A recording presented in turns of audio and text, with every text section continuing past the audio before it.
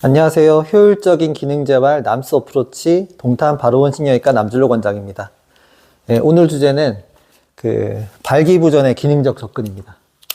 우선 예민한 문제죠.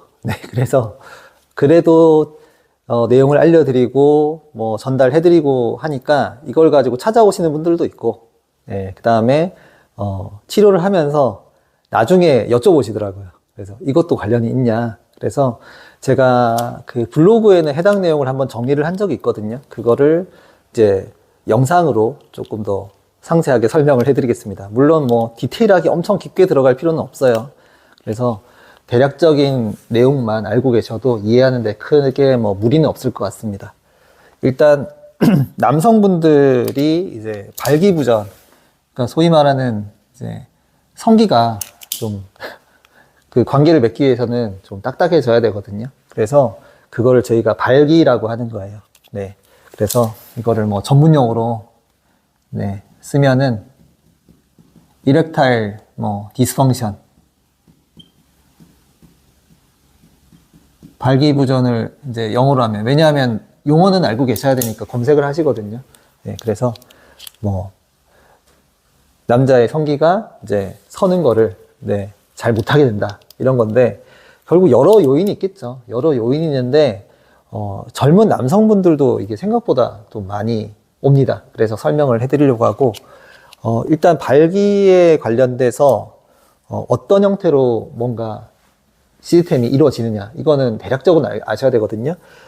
발기에 대해서는 인체에 대해서는 말초신경계랑 중추신경계 둘 다 작동을 해요. 말초신경계는 결국 제일 중요한 게 감각계거든요. 그래서 저희가 저나 다른 분들도 시각, 촉각, 후각, 청각, 이런 여러 가지 자극들, 그러니까 눈으로 야한 장면을 본다든지, 아니면은 뭔가 피부에 어딘가 닿는다든지, 내지는 냄새, 그 다음에 소리, 이런 것들에 반응을 해서 소위 말하는 성적인 자극이 되거나 아니면 성적인 상상을 하게 되거든요. 이렇게 해가지고 말초신경계에서 일단 뭔가 스위치가 켜지게 돼요. 그 다음에 이걸로 해가지고 인체 시스템 상에서 이제 발기 쪽으로 가면은 결국 아래쪽에는 골반 쪽 신경이거든요. 그럼 골반 쪽 신경까지 연결이 돼요. 골반 쪽에 있는 여러 가지 신경에 연결이 돼가지고 성기가 이제 세워지고 딱딱해지게 되거든요. 그런데 자, 이것만 작동을 하느냐? 그렇지는 않아요. 여기서 저희가 기능적 접근에서 제일 중요한 거는 말초신경계를 접근하진 않아요. 중추신경계를 접근하거든요. 중추신경계에서 자율신경계라는 게 있습니다. 자율신경계라는 게 있는데, 이 자율신경계를 또 두 개로 나누죠. 자, 교감신경이 있고요. 부교감신경이 있어요. 자, 교감신경은 fight and flight, rest and digest 부교감신경, 이렇게 이야기하는데, fight and flight에 해당되는 교감신경이 소위 말하는 흥분을 더 조장을 할 것 같냐? 아니에요. 거꾸로입니다.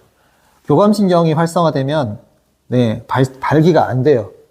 거꾸로 부교감신경이 이제 활성화가 되면 발기를 또 일으킵니다. 결국에는 교감신경, 부교감신경 중에 그 발기와 관련된 기능에서 제일 중요한 게 부교감신경이거든요. 그래서 얼마나 부교감신경이 잘 이제 활성화가 되냐가 되게 중요한 부분이고, 이 부분들이 여자분들은 모르시지만 남성분들 같은 경우는 야간에 그 발기가 일어나거든요. 자죠. 휴식할 때 발기가 일어나요. 그리고 예를 들어서 뭔가 관계를 맺고 있을 때 엄청 놀래는 일이 생겼다. 그러면은 갑자기 발기됐던 성기가 쪼그라듭니다. 이게 결국에는 뭐냐면 뭔가 그 위험 상황이 되거나 극도로 흥분한 상황이 됐다, 위험하거나 그런 상황이 되면은 교감신경 활성화 되거든요. 그러면은 실제로는 발기가 일어나지 않아요. 결국 부교감신경이 되게 중요하다. 이 내용이 되게 굉장히 중요한 내용입니다. 그래서 교감신경, 부교감신경에서 자, 기능적이죠. 기능적인 부분과 제일 연관성이 높은 게 뭐냐면 호흡이에요. 호흡. 호흡이고, 호흡과 관련된 인체의 협음 관계는 뭐냐면 횡격막 관련된 국소코어입니다. 국소코어. 국소코어에는 근육이 4개예요. 1번 호흡과 관련된 횡격막, 2번 허리 쪽의 다혈근, 3번 복행근, 4번 골반저근. 추후에 골반저근에 관련된 내용도 설명을 해드리려고 합니다. 일단 1번이 횡격막이죠. 네. 이 4개 근육이 같이 협응관계로 같이 묶어서 작용을 하거든요. 일을 하고, 이때 횡격막과 관련된 게 호흡이에요. 그래서 횡격막의 기능이 약화됐다. 내가 국소코어에 대한 훈련을 많이 안 했다. 그러면 약화되거든요. 그러면은 결과적으로는 일상생활에서 과호흡에 대한 노출 빈도가 올라가요. 그러면 자주자주 호흡을 얕고 빠르게 쉬겠죠. 그러면 일상생활에서 교감신경에 대한 활성도가 굉장히 올라갑니다. 그러면 일상생활에 교감신경 활성화가 많이 돼 있으니까 젊은 나이인데 갑자기 발기가 안 되는 어이없는 상황이 발생하는 거예요. 젊은 나이인데. 자, 그런데 이때 횡격막에 대한 기능이 뭐냐면 호흡에 대한 것들이죠. 자, 그러면 예시를 들게요. 며칠 전에도 환자분 오셨는데, 자, 횡격막 기능은 뭐냐면 내가 운동을 할 때 호흡에 대한 희생을 하지 않겠다. 정상 호흡을 할 수 있게끔 운동을 하겠다는데, 결과적으로 호흡에 대한 희생이 따르는 게 뭐냐면 발살바거든요. 숨 참고 하는 거. 네. 그리고 발살바 형태로 가면 뭘 쓰냐면 국소코어는 조금 희생을 하고요. 운동은 되게 만들어요. 그러면 전면 코어에 대한 사용이 증가되겠죠. 그럼 어떻게 되냐면 전면 코어의 사용이 증가되는 거는 운동에 대한 부하가 높답니다. 부하가 높음.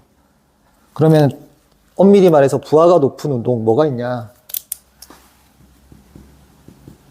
웨이트 트레이닝인 거예요. 제가 운동은 죄가 없다 그랬습니다. 웨이트 트레이닝 전면 코어 쓰고 근육도 발달하고 좋죠. 좋은데 문제는 호흡을 희생시킬 수 있는 그런 환경에 자주 노출되다 보니까 국소코어에 관련된 횡격막 기능이 되게 약화될 가능성이 높다 입니다. 결국에는 횡격막 기능이 약해지고 결국에는 교감신경이 활성화되고 그러면 근육은 커져 있잖아요. 근데 어이없게 발기가 안 되는 그런 상황에도 노출되는 거예요. 그래서 이 부분을 이제 잘 모르시면 열심히 이제 운동을 막 고중량으로 막 하시거든요. 근데 성기능이 엄청 떨어져요. 운동을 열심히 하는데. 왜? 이러한 문제 때문에. 결국 호흡을 희생시키는 전면 코어 쪽으로 가고 복압벨트 차고 숨 참으면서 막 하면 근육은 붙거든요. 근데 결과적으로는 횡격막 기능이 엄청 나빠져요. 그러면 저는 웨이트 트레이닝을 하지 마라가 아니고 웨이트 트레이닝을 하시되 국소코어에 관련된 횡격막 기능을 유지 관리할 수 있는 운동을 같이 하셔라. 운동은 죄가 없어요. 편식만 안 하면 돼요. 편식만. 그래서 웨이트 트레이닝도 하고 호흡에 대한 희생을 시킬 가능성이 있으니까 낮은 부하의 국소코어 관점에서 코어 트레이닝을 또 같이 병행하셔라. 이런 식으로 처방이 나가는 거예요. 그래서 해당 문제가 있다. 그러면은 결과적으로 나는 국소코어에 대한 부분에 문제가 있겠네라고 생각을 해주시고 아예 운동과 담을 쌓아서 약해지셨으면은 그냥 운동을 국소코어 관점에서 코어 트레이닝을 차근차근 해주시면 될 것 같고 만약에 운동을 병적으로 광적으로 엄청 많이 해가지고 몸이 이게 기능이 깨졌다 그러면은 결과적으로는 운동을 편식 없이 낮은 부하의 국소코어 관점의 코어 트레이닝을 하시고 그 다음에 원래 하시던 웨이트 트레이닝도 그냥 그대로 좀 하시는 게 좋을 것 같다 하는 게 저의 소위 말하는 추천 운동 방식입니다. 그래서 저는 운동을 편식하는 거를 절대 선호하진 않습니다. 그래서 발기부전과 관련된 기능적 접근에서 제일 중요한 거는 중추신경계에 관련된 자율신경계에 대한 문제이고 이와 관련된 것들은 호흡과 관련된 과호흡에 대한 일상생활 노출이 굉장히 많은 부분이 연관되어 있다. 이렇게 이해를 해주시면 될 것 같고 이를 해결하기 위해서는 결과적으로는 횡격막에 대한 기능을 살려야 되기 때문에 국소코어 관점에서 코어 트레이닝이 반드시 병행되어야 한다. 이렇게 정리를 해주시면 될 것 같습니다. 이상으로 동탄 바로보신경외과 남준록 원장이었습니다. 감사합니다.